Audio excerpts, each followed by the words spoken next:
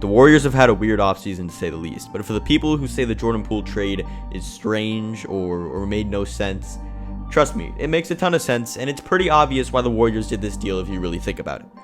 Mike Dunleavy Jr. came in and said, hey, this Jordan Poole kid's age, personality, and just immature play style doesn't mix well with our veterans like Steph, Clay, and Draymond. He said to himself, look, we need to get a player who matches the maturity and experience of our core. It made sense, but there are two overarching takeaways from this trade that present a very big problem for the Warriors, and not many people want to talk about it. 1. It leaves their bench with no one trustworthy to score the ball, and 2, gutting their future to try and win a ring is a very large risk, and this will be important later in the video. With an aging team like the Warriors, you need to have someone reliable off the bench to take the load off. Steph, Clay, and Wiggs cannot be taking 90% of the shots. Look, Chris Paul can absolutely be relied on to run an offense, but if you're honestly answering this question, can he actually be trusted to go get a bucket when you need it? No. Definitely not at this point in his career. Every team who's won a championship recently has had a reliable pure scorer off the bench. The Nuggets with Bruce Brown, who averaged 13 points in the playoffs. The Warriors with Jordan Poole. The Bucks with Bobby Portis, who averaged 15 off the bench, and also Grayson Allen, and so on and so forth. Point is, the Warriors have no one reliable who can come in and do that, and that is a big problem, especially knowing their old age. Guys like Jonathan Kuminga and Moses Moody just can't be relied upon to play a bigger role and be that Caris LeVert level player that is so essential to a bench in order to win a chip. And look, the Warriors also showed that they're perfectly okay with gutting their future in order to win a chip now, so why not do it again?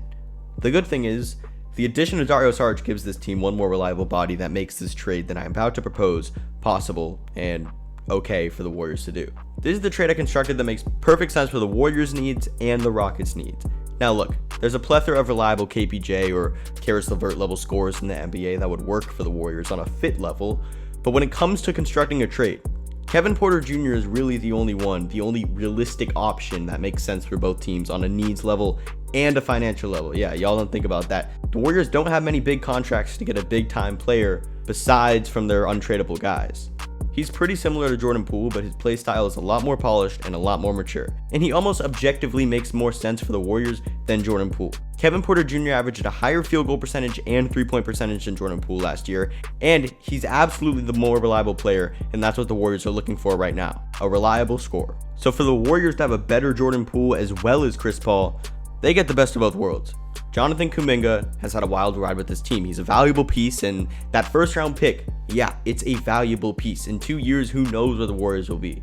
That could be a lottery pick for all they know. But they already showed that they take risks involving their own future this offseason, so who's to say that won't happen again?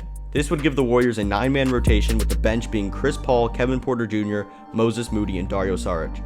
Very solid. I mean, that's a tough bench, and that's a championship level bench. Without Kevin Porter Jr., I absolutely don't think so.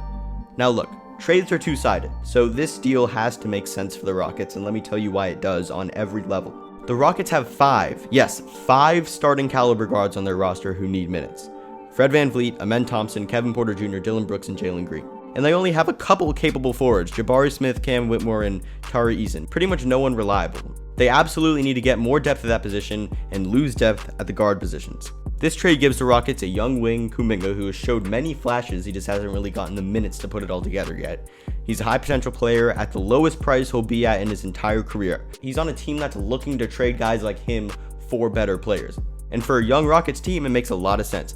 They get off Kevin Porter Jr.'s long and hefty 4-year They get off his 4-year $63 million contract, and they break that up into more manageable and shorter term salaries. The Rockets are doing themselves a favor with this deal, trust me. They just paid Dillon Brooks and Fred VanVleet $209 million combined.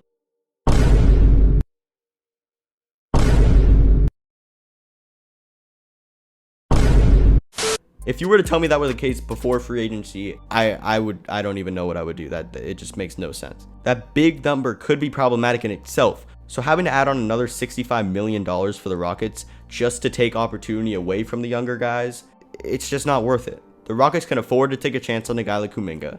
They're a young team looking to develop their young stars, and having KPJ, like I said, just takes away from Men and Jalen's development because those two are their priority. And also to top it all off, a veteran like Gary Payton Jr. with championship experience will also be good for their roster, which has a staggeringly young average age of 24.7.